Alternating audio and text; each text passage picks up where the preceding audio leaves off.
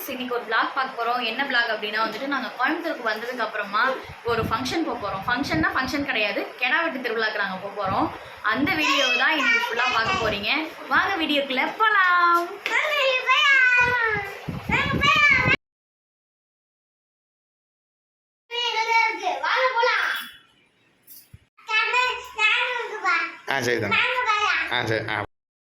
நானும் என் ஹஸ்பண்டும் ஒரே கம்பெனியில் தான் ஒர்க் பண்ணுறோம். அந்த கம்பெனியில் டைமண்ட் டிபார்ட்மெண்ட் அவங்க சேர்ந்து நடத்தின கெடா வெட்டு ஃபங்க்ஷனுக்கு தான் நாங்கள் கிளம்பி ரெடியாகி போய்கிட்டு இருக்கோம். கெடா வெட்டு ஃபங்க்ஷனில் என்னென்ன நடந்துச்சு அப்படிங்கிறத ஃபுல் வீடியோவில் பார்க்கலாம்.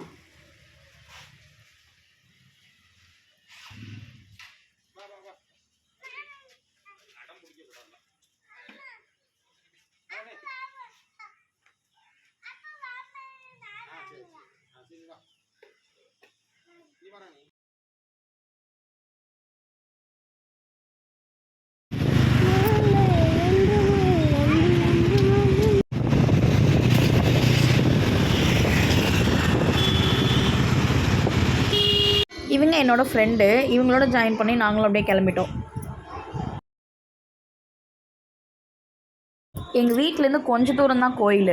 ஃபஸ்ட்டு நாங்கள் அங்கே போகும்போது எல்லோரும் பாட்டு போட்டு வெளியில் உட்காந்துருந்தாங்க. எங்களுக்கு ஏதோ மண்டபம் மாதிரி ஃபீல் ஆச்சு. சரி, வெளியில் வேறு எங்கேயும் நம்ம மாறி வந்துட்டோம் அப்படின்னு பார்க்கும்போது ஆப்போசிட்டில் பார்த்தா அங்கே தான் கற்பூராயன் கோயில்னு சொல்லிட்டு அங்கே ஒரு போர்டு இருந்தது. சரி, உள்ளே போய்ட்டு சாமி கும்பிட்டுட்டு அங்கே வந்தவங்களாம் நம்ம ஆளுங்கன்னு தெரிஞ்சுக்கிட்டு சாமியெல்லாம் கும்பிட்டுட்டு உள்ளே போய் ஜாயின் பண்ணிக்கிட்டோம். அப்புறம் என்ன, கோயிலுக்கு வந்த வேலையை பார்க்கணும்ல, செல்ஃபி எடுத்துகிட்டு அங்கே அப்படியே சாமியெல்லாம் பார்த்து சாமியை கும்பிட்டுட்டு அங்கேருந்து தின்னூர்லாம் வச்சுட்டு அங்கேருந்து அப்படியே கிளம்பியாச்சு. என் சின்ன பையனுக்கு அங்கேருந்தே வைப் ஸ்டார்ட் ஆகிடுச்சு. அப்படியே அங்கேருந்து ஆடிக்கிட்டே தான் வந்தான் உள்ளே வரும்போது.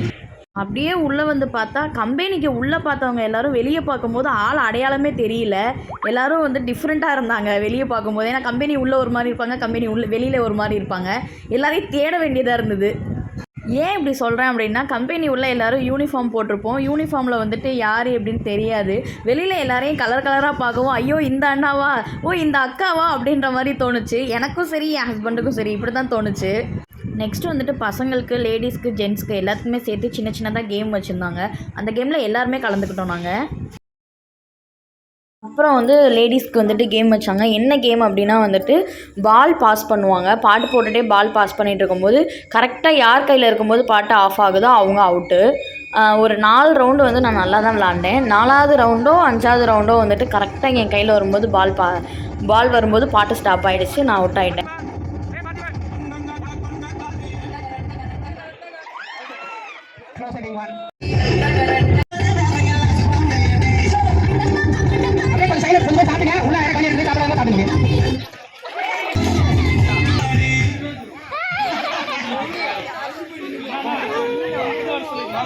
கெடா வெட்டுக்கு வந்துட்டு சாப்பிட போகாமல் இருந்தால் எப்படி? நல்லா போய் ஃபுல் கட்டிட்டு வந்து கொஞ்சம் நேரம் உட்காந்துருந்தோம். கெடா வெட்டுனாலே ஒரு வைப் இல்லைன்னா அதுவும் நல்லா இருக்காதுல்ல. அதுக்கப்புறம் பாட்டெல்லாம் போட்டு நிறைய பேர் டான்ஸ் ஆடினாங்க. நிறைய பேர் டான்ஸ் ஆடுறத ரொம்ப நேரமாக நின்று வேடிக்கை தான் பார்த்துக்கிட்டு இருந்தேன். நானே களத்தில் இறங்கி டான்ஸ் ஆட ஆரம்பிச்சிட்டேன்னா பார்த்துக்கோங்க. இதுதான் நான் ஃபஸ்ட் டைம் இந்த மாதிரி வந்துட்டு டான்ஸ் ஆடுறது எல்லாமே வந்துட்டு கும்பலாக கூட்டமாக ஆடுறது தான். இதுதான் ஃபஸ்ட் டைம்.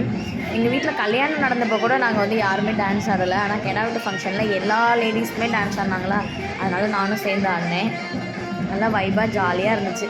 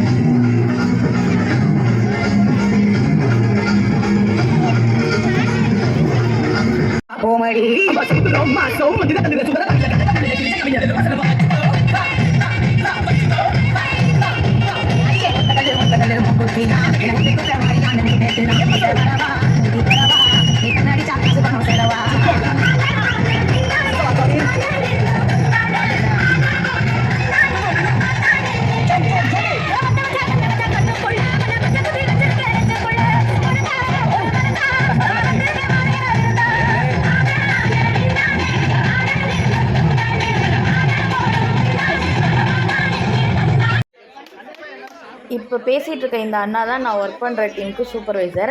எல்லா டீமுக்குமே வந்துட்டு ஒவ்வொரு சூப்பர்வைசர் இருப்பாங்க. நான் ஒர்க் பண்ணுற டீமுக்கு இவர் தான் எனக்கு சூப்பர்வைசர். அதுக்கப்புறம் எல்லோரும் பேசிவிட்டு அப்படியே கிளம்பிட்டோம். அங்கேருந்து ஒவ்வொருத்தராக எல்லோரும் வீட்டுக்கு கிளம்பிட்டாங்க. நாங்களும் வீட்டுக்கு கிளம்பிட்டோம்.